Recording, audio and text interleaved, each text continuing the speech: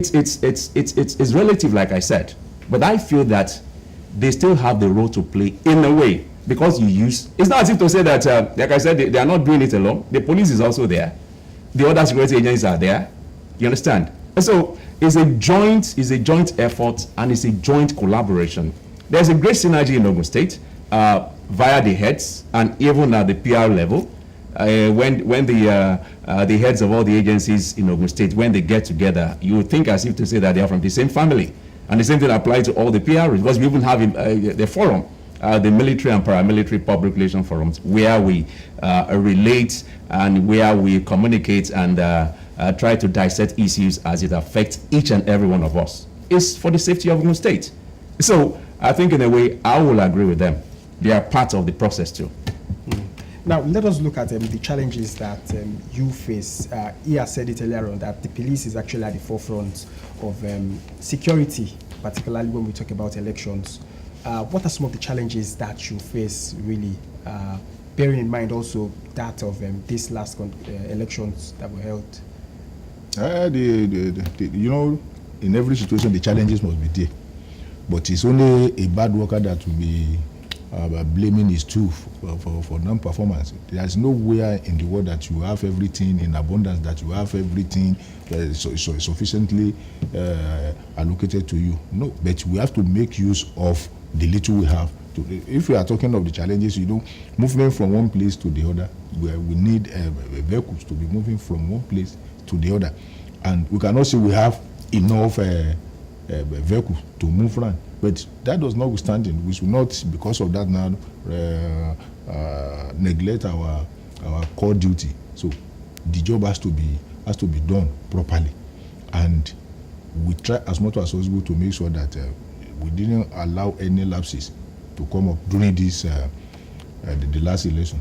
And like I've told you earlier on, we have gone back to the drawing board to review what we have done during the last poll, so as to re-strategize on how best to tackle these so-called challenges during the forthcoming governorship and House of Assemblies election.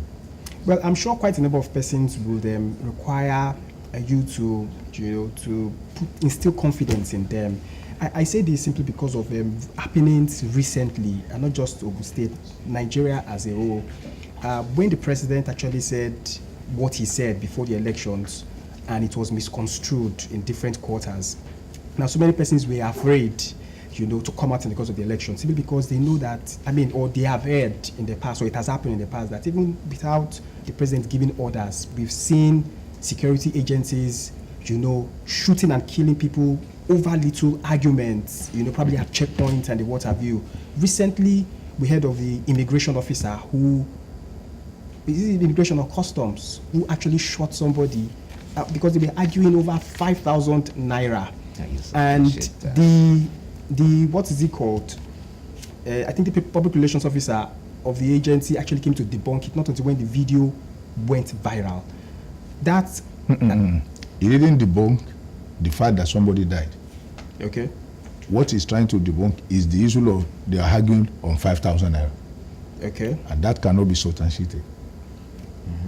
Actually, and the person, whatever the argument might actually whatever the argument, whether it's 5,000 or something beyond 5,000, we know that it is not as precious as the life of that person that has been taken. Yes. And this is not really the first time such a thing would actually be happening. Now, don't you think the people are justified to entertain that fear? Because incidents of misfiring and the what have you could happen. Now, the people also need confidence, You need to instill confidence in them that such a thing will not happen. What are you really doing in order to... That is why we said no policeman or any security agent will be going to the polling booth harmed. And if the policemen and the other agencies that are at the polling booth, they are not harmed, and you want to take advantage of that to go there and snatch ballot box, you are going to meet those who are harmed. So that one is not an intimidation. If you are not an armed robber and they are enacting law affecting armed robber, you don't need to be worried. Certainly, if you don't have ulterior motive, you have no reason to be worried at all. During this last election, as early as 7 o'clock, people have queued up at the polling booth, and nobody intimidates anybody, nobody harass anybody, and they cast their vote peacefully and they left. Some even they stay around until after the counting of the votes before they left, and nobody harass anybody, nobody intimidates anybody. So anybody who doesn't have any ulterior motive, I don't think we need to be agitating because we saw some policemen or we saw some soldiers. And the soldiers you are talking about, they are nowhere around the polling booth. They only man strategic places. Especially the flash points. Yes, especially the flash point across the state. So nobody who can say, I saw soldier at the polling booth. No.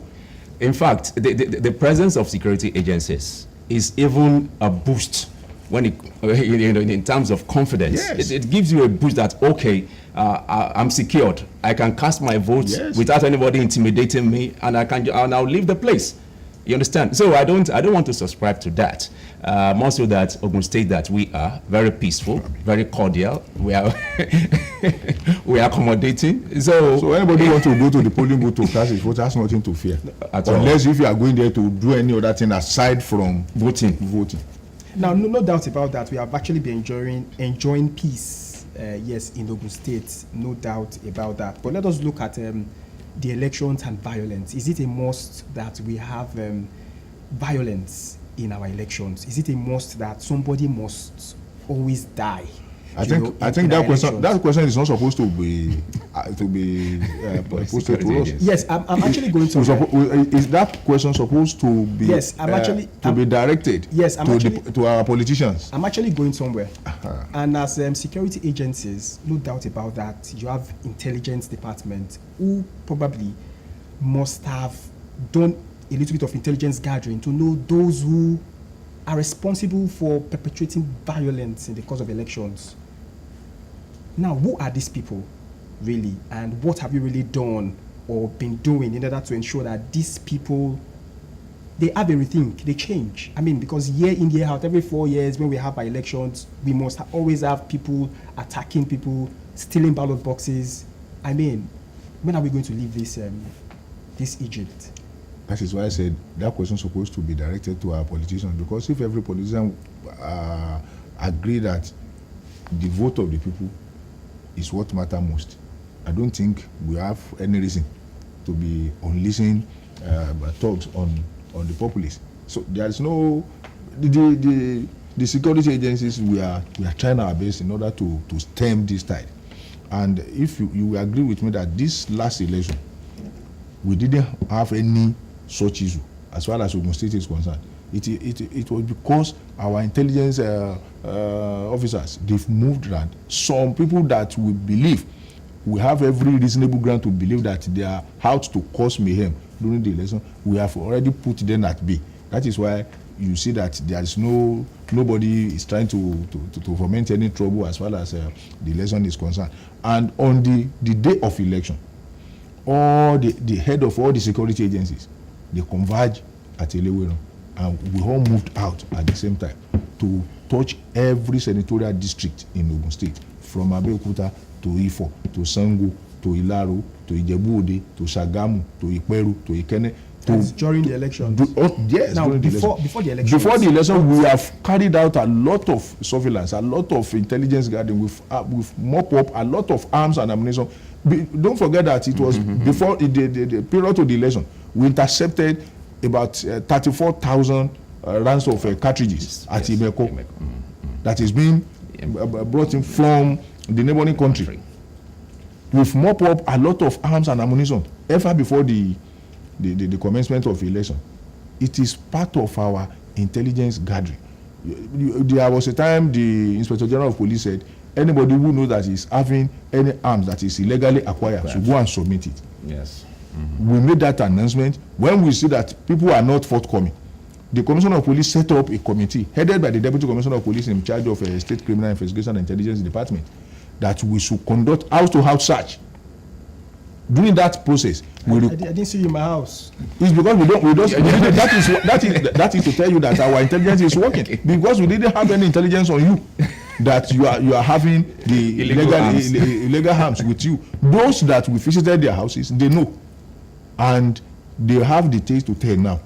So we mop up a lot of arms and ammunition. We recover a lot from individuals who acquire these arms illegally.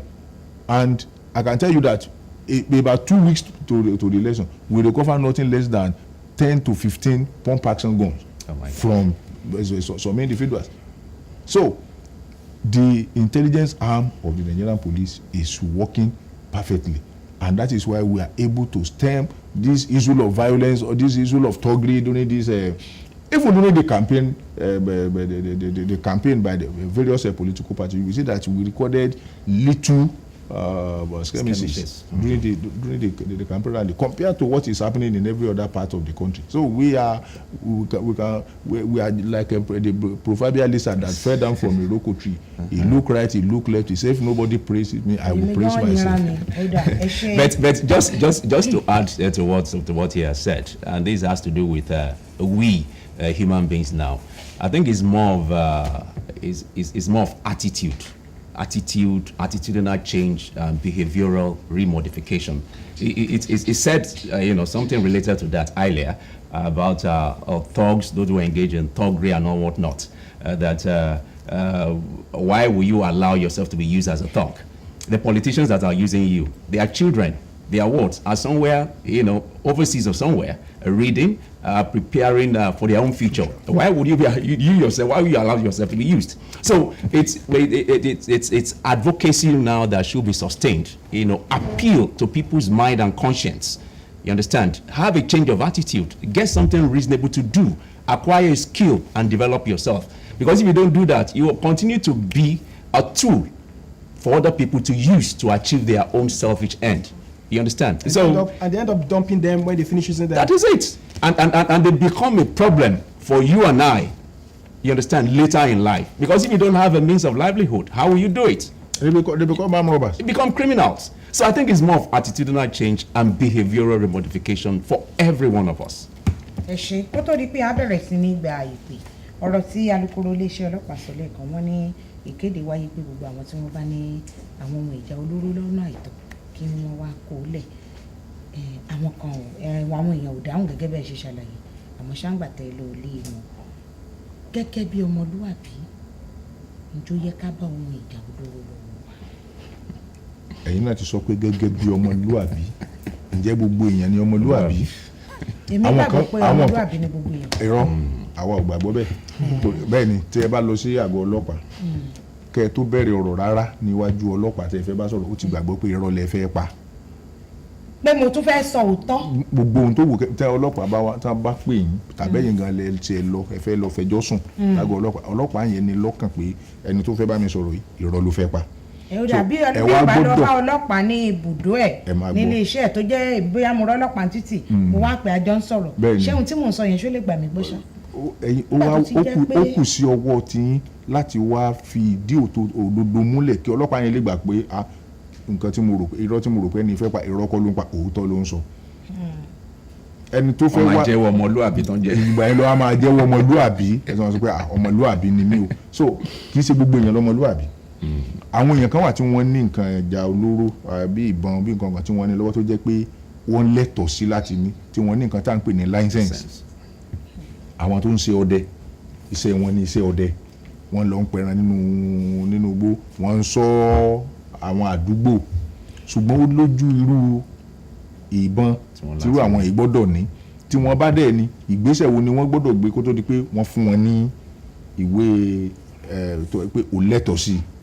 Irú ẹni bẹ́ẹ̀ gbọ́dọ̀ kọ́kọ́ lọ sí ilé ìwòsàn kí wọ́n lọ yẹ̀wò dáadáa pé ẹni yóò kò í ṣẹni tó máa ń bínú fùfù, kò sí lárùn ọpọlọ, kò sẹ́ni tí ọ̀rọ̀ kékeré kan ò ní tìṣẹlẹ̀ tá a bọ́ sínú ilé tá a lọ gbé ìbọn jáde. Ìyẹn bẹ́ẹ̀ àwọn òṣìṣẹ́ ìjọba ẹ máa gbọ́ àwọn òṣìṣẹ́ ìjọba. Mo ti ẹ̀fẹ́ ní ká padà wá ni torí wọ́n ń pè wá lókè lọ́hùn, ẹ jẹ́ ká dókè lọ́hùn pa ibi tá a fi ọwọ́ àwòrán tì sí yẹn náà látún ti bẹ̀rẹ̀, ẹ já dókè lọ́hùn pa.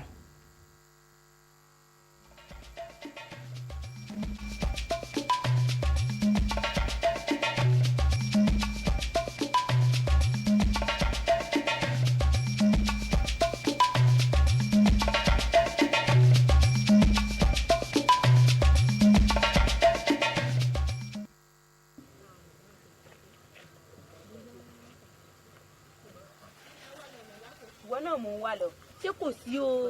Mo gbọ́ pé o ti gba káàdì ìdìbò rẹ. Mo ti gbà ṣùgbọ́n kókó pàtẹ́ni káàdì bọ̀ ń gan fún báyìí ni òye mi báyìí ṣebí kí wà táwọn ọmọ ẹ̀kẹ́ jẹun kẹ́ yóò. bí ìgbà tí mo ń bí mò ń lọ gangan ni mo fẹ́ lọ bá ìyá yẹn bóyá yín rí gàrí gbà lọ́wọ́ ẹ̀ tí ó fún mi ní ẹ̀pà sí ní torí àwọn ọmọ mi sọ bá yà kú kọ́ torí yẹn gan mo ṣe wẹ́ wá torí yẹn gan ni mo ṣe wẹ́ wá kí wà táwọn ọmọ ẹ̀kẹ́ lè jẹun kẹ́ yóò náà ni. ṣé ráìsì lẹ wá gbé wá ni. àbẹ́wà àbí gàrí kí n yọ̀yọ̀ yẹlẹ́ pàǹdọ̀ pa amúríkan sí. tó o bá ti lè fún mi káàdì ìdìbò ọwọ́ ẹ̀ wọ́n fún ọ lówó owó mo kó dání owó rèé tó o bá ti fún mi káàdì ìdìbò ẹ báyìí wọ́n kówó fún ọ. káàdì ìdìbò owó ló wà ilẹ̀ tó o bá ti fowó ọ̀hún gan lélẹ̀ ẹ̀tàn wí ń gbọ́ tó o bá ti lè fún mi káàdì ọwọ́ ẹ̀ káàdì ìdìbò tàbí ń dìbò tí mo lọ gbà owó lélẹ̀ yìí káàdì ìdìbò ni owó lélẹ̀ òun gan mo nà sí ẹ tó o bá ti fún mi káàdì ìdìbò káàdì ìdìbò tàbí ń dìbò òun náà ni kò sí kò ní ìníwìn ní ìjẹ kò sí kò ní kò kúlò kẹ fún iṣẹ́ mu wá káàdì ìdìbò tó o bá ti lè ẹ̀jẹ̀ mu wá. ẹ gbà ẹ bá ń gbogbo ẹ ṣeun o àǹtí ẹjọ máa ti lọ ayé yóò lè bàjẹ́ kájẹ́ iná ọba ti bá. wọnú arábìnrin ọba àyèjẹ ni ọ. ẹ jẹ́ kí wọ́n fi owó òkòkò ọbẹ̀ kan bà ọjọ́ ọ̀la yín jẹ́. ẹ wá gbọ́ o gbogbo káàdì tẹ́ ń tà tẹ́ ń ra yìí kò lè wúlò fún yín. àjọ elétò òdìbò ń dúró dè yín lọ́jọ́ yẹn gbogbo káàdì tẹ́ ń ra òfo ló máa já sí.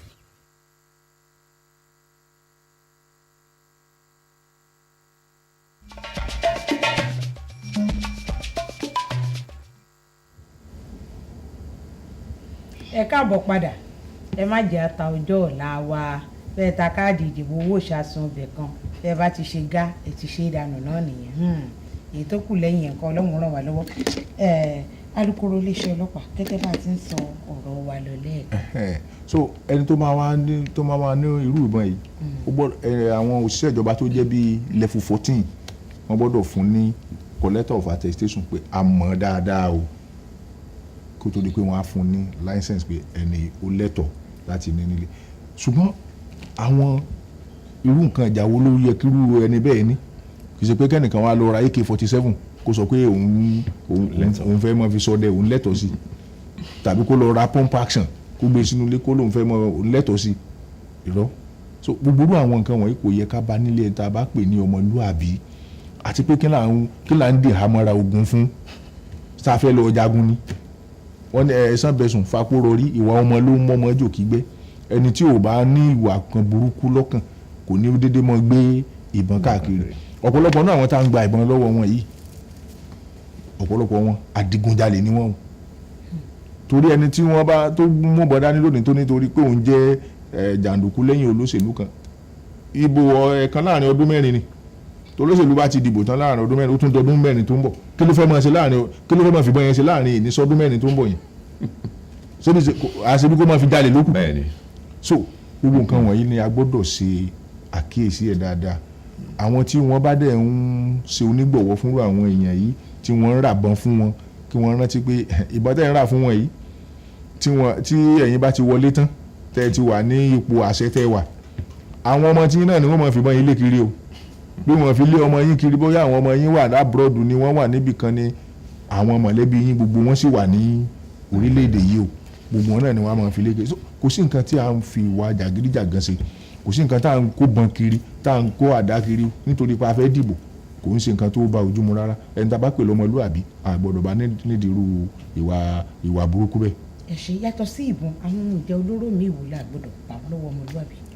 gbogbo nǹkan tá a bá ti pè ní nǹkan ìjà olóró kò yẹ ká bá lọ́wọ́ ọmọlúàbí kí la fẹ́ máa fi ṣe gbogbo nǹkan tá a bá pè ní nǹkan ìjà olóró tó bá ti yàtọ̀ sí àdá tá a fi ń gé oko ní àyíká ilé wa ọ̀bẹ tá a fi ń gé ẹran tàbí ẹni tó bá jẹ́ ọdẹ bóyá irinṣẹ́ ẹ̀ ni ó lè níbọn sakabula tó fi ń pa ẹran ní lóko ẹni tí ò ṣọdẹ tí ò ṣiṣẹ́ agbófinró kí nìbọn wá nílé ẹ̀ kò bá òfin mu. abẹ́yìn láfikún wọ́n ti sọ gbogbo ẹ̀ náà.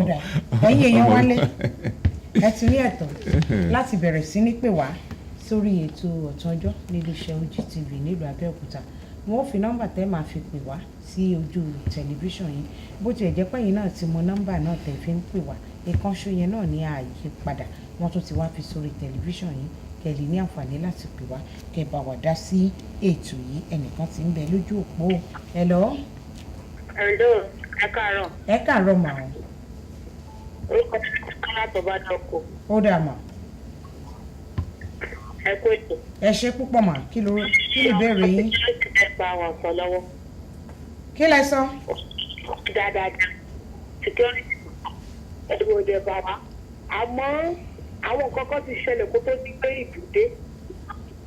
Nígbà táwọn INEC gbé káàdì tiwa lálòpẹ̀ wá.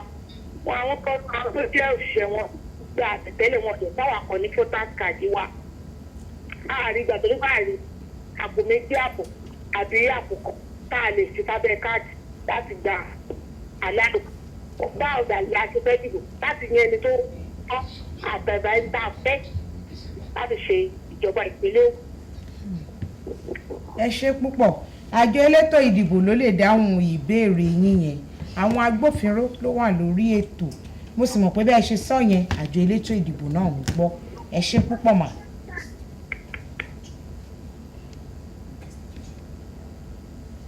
Hello. Hello. Ẹ káàárọ̀. Ẹ káàárọ̀ sà. Mo kí àjíǹdára máa jẹ́ o. Àṣẹ o, kí lorúkọ yín ibo lẹ ti ń pè wá? Orúkọ tèmi ní Àlàájì Agbókè Ó dà sà. láti Abẹ́òkúta bí. Ó dà sà.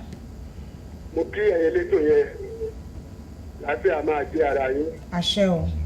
Mo sì kí alukoro ọlọ́pọlọ pípé. Mo kí kírètì náà àti ẹni tó jókòó lọ́dọ̀ ìyá wa yẹn. Ẹ̀rí ṣe pẹ́ lágbára Ọlọ́run. Àṣẹ. Nípa ọ̀rọ̀ ìdìbò tó ń bọ̀ yìí pa ọ̀rọ̀ mi lọ sọ́dọ̀ alukoro ọlọ́run ìlọ́wọ́ àmín àlàáfíà ara yẹn á lé sí ni. àmín o. bẹ́ẹ̀ rí ọjọ́ ìdìbò ti pírẹ́sidẹ́ǹtì yẹn á fi àkàrà jẹ̀kọ́ ni o. ẹjọ́ ní gan ní ti ìjọba gómìnà tó ń bọ̀ yìí ẹjọ́ ẹ jẹ́ kí security yẹn kó tó dọ́bù ọlọ́run ní payé lágbára Ọlọ́run ẹ sì ṣe pẹ́ ní ẹjọ́ ẹ̀dẹ̀ tá a bẹ̀ yín yẹn torí pé mo sọ̀rọ̀ kan jọ́ kan mo ní àwọn kan wọ́n ti kọjá wọ́n ti ṣe gbá wọ́n ti ṣàwò ó dà ẹgbẹ́ náà ló bá bẹ̀rẹ̀ láìpẹ́ yìí wọ́n ní kí n wá sọ information ti borí yẹn ṣé màá sọ information náà náà gbọ́ bẹ́ẹ̀ ti ṣe gẹ́ẹ̀tì bẹ̀yẹn Ọlọ́run ló fún yín làkà yín ò ní dàrú Lájí Agbókè ẹjọ́. Ẹ ṣé púpọ̀ sàn. Yes, while we expect other callers, let me ask this question. I don't know whether it is stupid or not. Is a policeman empowered by law to shoot a ballot box snatcher or somebody who, want to disrupt? Thank you very much. We have what we call Force Order 237 in the police. It's part of our rule of engagement. That is, when are you justified to use your firearms? Okay. One, if your life is in danger and there is no any other means for you to secure that your life, you can use your firearm. If the life of another person is in danger, like somebody want to attack the Trace PRO now and I happen to be there and there is no any other means I can save him than to use the firearm on that person who is attacking him. Also that he is not armed. Yes, I'm justified to use my firearm. When a felon is escaping, somebody who committed a felonious offense and is running away, and the offense he committed, if is arrested and prosecuted in the court, the penalty for that offense is not less than 7 years in prison, and the person is about to escape, you are justified to use your firearm.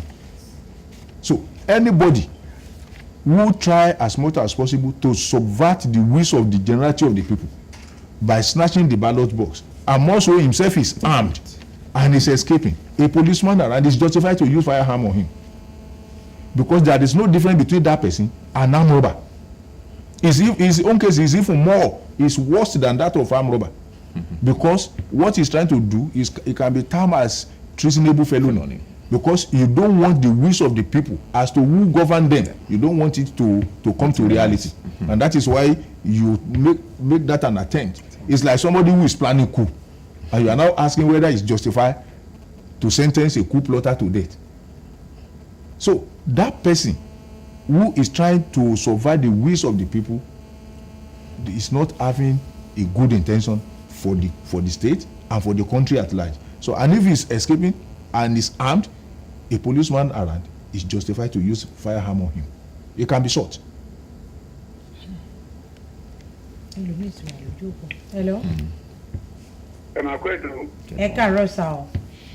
ẹ kó ètò. Yes sir, kí lorúkọ yín bọ́lá tí ń pè wá? ẹnjìnìá Akíntúndé wà láti ojú orí ọ̀tá ló ń bá yín sọ̀rọ̀. Ó dá sà, kí ni ìbéèrè yín? ọ̀rọ̀ tí mo kàn fẹ́ sọ ni pé mo kí jẹ́sí Oyèyẹmí tó jẹ́ alukoro ètò àmìwá yìí. Yes, sir. mo lè kí ọ̀gá àjọ chiefs náà àti ìtẹ̀jẹ́ atọ́kùn ètò náà. Ẹ ṣé gan sà. kò sí bàjẹ́ lágbára lọ. Àṣẹ o.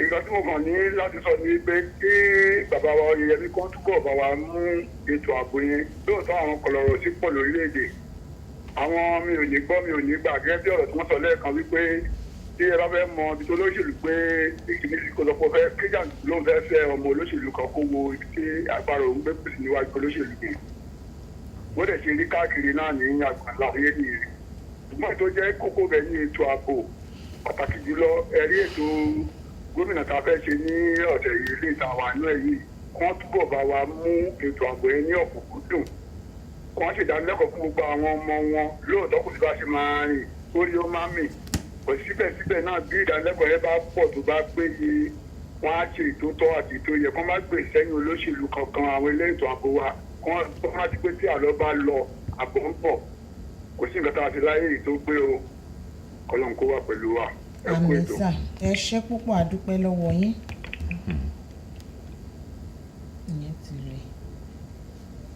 Now, I was privileged to be in a discussion where there were arguments as far as these electoral issues, violence, and disruptions are concerned. And one of the persons there was of the opinion that Nigerians had yet to see electoral offenders arrested and punished, facing the full wrath of the law. I mean, because sometimes laws are there not just to punish people, but to serve as deterrent, for others not to follow suit. I mean, not to do similar thing in the future. Do you arrest these people? Do you make them face the full wrath of the law? I think though this just concluded the election, we made the arrest. We arrested almost 320 something. 300. Yes, electoral offender. And don't forget that the Inspector General of Police set up special election investigation panel. Okay. That those who are arrested for one electoral offences or the other, those are the panel that are going to investigate them and prosecute them. So those people that were arrested after the conclusion of the investigation, they are definitely going to face the wrath of law. They will have their day in court. It shouldn't be a tea party. If you are arrested for any electoral offense, you must be prosecuted and face the music. Hello.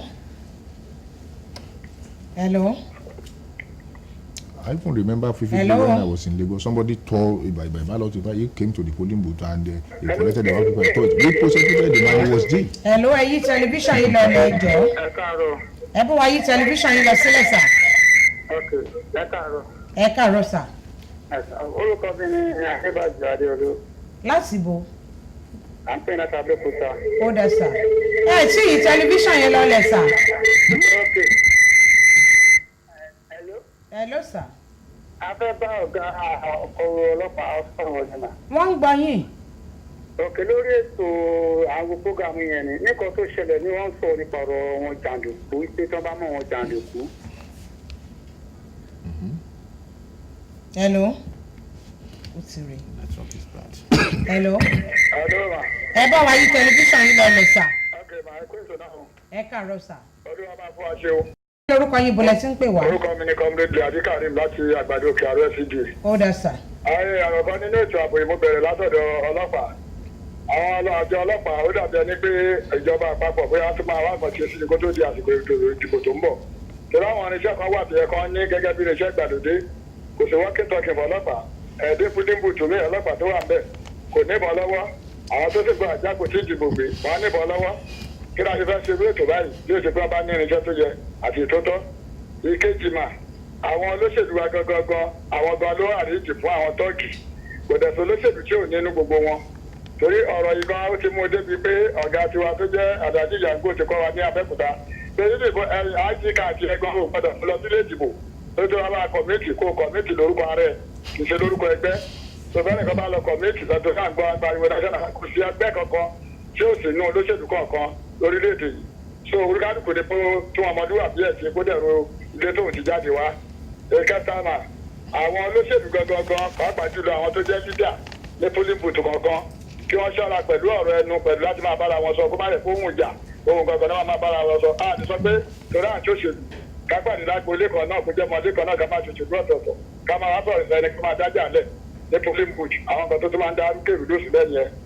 ìkẹrin mà inec gangan kan kìlọ̀ fún wọn kí wọ́n yàgò fún gbígba owó lọ́wọ́ àwọn olóṣèlú torí lẹ́yìn náà dá wàhálà lẹ̀ nígbà tó bá máa di pé àwọn parking agency polling agent tí wọ́n máa sọ̀rọ̀ ẹ̀sán ti gbowó lọ́wọ́ ẹ̀ wọ́n fẹ́ wà áfítà yẹn láti gbọ́rọ̀ sí lẹ́nu nígbà tí kejì bá ń sọ ohun tó tọ́ fún wọn wọ́n á máa lòdì sí ẹjọ́ ẹ bá ṣètò lórí gbogbo nǹkan wọ̀nyí olúwa fún wa ṣe. àṣẹ ò ẹ ṣe púpọ̀ alukoro ẹni tó kù wá yìí sàn kankan wọ́n ní àwọn tó fẹ́ jà àpótí ìdìbò gbé àwọn níbọn ọlọ́pàá tó ń ṣọ́ àpótí ìdìbò níbùdó ìdìbò òun ò níbọn kí la ti fẹ́ ṣe sí. tó bá jẹ́ pé wọ́n ń bá wa bá ètò ìbọ̀ láti àárọ̀ a rí i pé a ti sọ̀rọ̀ lórí gbogbo bẹ́ẹ̀ni ọlọ́pàá tí ó wà nílé ìbò kò di dandan kan gbébọn dání ṣùgbọ́n àwọn tó wà armed tí wọ́n gbébọn dání wọ́n wà káàkiri tí wọ́n ń ṣe patrol káàkiri o bẹ́ẹ̀ nìkan bá lọ jí àpótí ìbò gbé á sápàdé àwọn tí wọ́n gbébọn dání nǹkan tójú rẹ̀ bá wá rí níbi tí nígbà tó bá pàdé àwọn ènìyàn tọ̀ ó mọ̀ pé òun ló ń fọwọ́ ara òun fà á. ìwọ̀n ojú òkú bá rí ń bòjì ni. ikú ló sún débẹ̀. hello. hello. ẹ káàárọ̀ sà ó kí lorúkọ yín bolẹ̀ tí ń pè wá. ọlálẹ́kan ló sọ̀rọ̀ láti sango. ó dà kí ni ìbéèrè yín. èmi ò ní ìbéèrè bá ọtí security job. àwọn ìgbà tí ẹni tó wà ní bullying mẹ́ta kò níbọn ẹni tó fà torí àwọn ètò ìṣẹ̀lẹ̀ ní Lagos State ọlọ́pàá dúró báyìí wọ́n dẹ̀ ń sun vóòtù àwọn èèyàn nígbà tí kò sí kankan tó fẹ́ ṣe sí bóyá kí gọ́ọ̀mẹ̀ntì bá wọn àkọ́ sí àwọn èèyàn míì nítorí inú nǹkan báyìí wọn fẹ́ jáde wọ́n bẹ̀rẹ̀ sí nílé àwọn èèyàn pẹ̀lú ìbọn pẹ̀lú àáké tí nǹkan bá wọn àkọ́ sí ní Ògùn State kó má rí bẹ́ẹ̀ o. ẹ ṣé púpọ̀ àdúpẹ́ lọ́wọ́ yín. Now let us look at, while we expect yet other callers, let us look at yet another very important issue, which is the safety of the electoral materials, particularly those ones that have been used, probably the ballot box papers and the what have you. We sometimes last week we were privileged to have somebody in the studio when we were doing a post-mortem on the governorship, presidential elections, and the person said at some point core members and the materials, they were about leaving a particular a local government, and somebody was there and observed that there was no single policeman attached to these core members or to that vehicle, and in fact he had to ask them to wait, in fact ask them to turn back and ensure that there was a policeman that follows them or that followed them. I disagree with that person, because there is no polling booth where there won't be a police officer and 2 additional security agencies. So if after the counting they want to move from that place, those security agencies has to follow them to the collation center, and after they collated from that place, they are moving to the main collation center. They are going to be escorted by armed security men. That is why we are able to curtail those who want to snatch the result at Eredo, which led to the unfortunate death of that policeman. So we have about 12 armed policemen escorting these electoral materials from Ipokia to the collation center in the Laro. So that the person who say he observed that, I disagree with him. Oda, ẹlòmíì tó ti wà lójú òpó. Hello. ẹ káàárọ̀. Ẹ káàárọ̀ sà o. ẹ pè tó. Kí lorúkọ yín bọ́lẹ̀ tí ń pè wá? Orúkọ mi ni Ajẹ́sùkà mọ́ láti máa sọ Abẹ́òkúta. Ó dà sà. Mo kí bàbá alukoro ọ̀rọ̀ yóò ní dúró. Àṣẹ o. Àtàwọn ìkejì àtẹ̀rẹ̀ àgàndẹ́ náà. Àṣẹ o. Ojú wọn bá dín ní ìtura máa ń gbádùn ọ̀rọ̀ yìí gan-an. Ẹ ṣé púpọ̀. Mo fẹ́ bèrè fún kọ́ńtà. Tí bá máa wà digitalì, wọ́n máa ń kà wọ́n àjọ bí wọ́n ti wá. Àwọn tó ń gbà pò sí ìbò, àwọn tó rẹ̀ dá yẹn ṣe bá mú wọn, kí lè lòdì jẹ́ wọn tó rán wọn iṣẹ́. Akọ́sọ́ wọn ò lè fi gbà pò sí ìbò. Ẹ̀jẹ̀ bá iṣẹ́ lórí ẹ̀ kẹ́ bá mọ wọn jẹ́wọ́ ké kó lè ẹ̀jọ̀ sáà. Okay. ẹ ṣe púpọ̀ adúpẹ́ lọ́wọ́ yìí bóyá a máa gba ìpè kan sí i kó tó di pé a palẹ̀ mọ́ lórí ètò yìí lówùúrọ̀ òní. hello. ẹ káàárọ̀ sà o. káàárọ̀ mà. kí lorúkọ yín ibo lẹ ti ń pè wá o. mọ́kò olúbí ní ìṣẹ̀lẹ̀ ọlọ́run tí mo. ó dáa. ẹ ǹlẹ́ mà. kí ni ìbéèrè yín. ìbéèrè mi náà ni pé nípa ìṣòro ọlọ́pàá tí wọ́n ń sọ lẹ́ẹ̀kan. bẹ́ẹ̀ni. ó máa dá akọ́lọ́pàá tí wọ́n dání kọ́ wà pẹ̀lú wọn tó ń dìbò lọ́wọ́lọ́wọ́ tó bá mójútó kò ìdílé wà ń bẹ̀ o wọ́n yìí tó máa gbé bọ̀dá kọ́ wà aráyìn wọ́n lè gbé bọ̀kan gbé bọ̀ àárín ilé agbolé kọ́ gbé bọ̀ lórí ìtajà pàdé wọ́n bẹ̀ ìjẹ́sọ́ lè pàdé wọ́n bẹ̀ yẹn lọ́ọ́ ti yẹn. ẹ ṣe púpọ̀ adúpẹ́ lọ́wọ́ yín. The most unfortunate thing is even if they arrest this somebody with a ballot box, a snatched ballot box, if you mention the name of any politician and this politician is arrested, he will deny vehemently that he did not even know him. You haven't seen him before. And the case is this: you must have a very concrete proof before you can charge somebody along with somebody. You can just want to implicate somebody. You can even another person can even send them and implicating another person entirely. So it is very, very difficult. That is why I say those who are submitting themselves to be used as thugs, they are risking their life. Because these people will deny you. Or maybe they should work with proof. Yes. Or maybe by the time they are sending you, have the record of them before you go there. Of evidence to say that this is actually the person that sent me. Because they will deny. ẹ ṣe púpọ̀ ẹ̀yin àlejò wa méjèèjì alukoro iléeṣẹ́ ọlọ́pàá DSP Abímbọ́lá Oyèyẹmí àti alukoro àjọ tó mójútó ìgbòkègbodò ọkọ̀ láwùjọ ìpínlẹ̀ Ògùn àjọ trace ìyẹn kọ́mándà Babátúndé Akínbíyì adúpẹ́dúpẹ́ púpọ̀ lọ́wọ́ yín gbogbo ẹ̀yin tẹ́ ẹ pè wá sórí ètò ẹ̀yin tẹ́ ẹ pè wá tí a lè gbé ìpè yín ẹ̀yin tẹ́ ẹ fẹ́ pè wá tí pè yín ò wọlé gbogbo yín pátápátá ni adúpẹ́dúpẹ́ lọ́wọ́ yín ẹ̀yin tẹ́ ẹ fẹ́ pè náà tí ẹ láǹfààní àti pè adúpẹ́ lọ́wọ́ ẹ̀yin náà lórúkọ gbogbo àwọn tá a jọ so ètò yìí pọ̀ tó fi di òdìndín tí a mú wá fún ìgbádùn ẹ̀yin èèyàn wa nílé àti ìgbìmọ̀ aláṣẹ àti olùdarí iléeṣẹ́ OGTV lèmi Olúwafọláyẹmílára Adésínà Green nígbà ní àdúrà wípé láṣẹ Elédùmarè ilẹ̀ Nàìjíríà yìí ó ti dùn ó ti ní gbọ́ngbọ́nú àmọ́ ṣáà ìjẹ́ tiwa kò ní jẹ́ gẹ́gẹ́ bí ohun ìrúbọ fúnlẹ̀ Nàìjíríà. Dominic Bandagbere fún wọn. Yes, we want to say a very big thank you to our guests for coming to share their wealth of experience on this issue with us. And they've not just shared their wealth of experience, they've also assured us as indigents and residents and Nigerians residing in Ogun State that this election that is coming up this Saturday is going to be very, very peaceful. I mean, too many things have been put in place to ensure the safety of lives and property. So do not entertain any fear. Go out and exercise your franchise. It's the opportunity that you have to decide who governs and, of course, determines our fate in the next 4 years. I am Dominic Agbeha. Newdawn comes your way again tomorrow. In between time, have a fantastic day.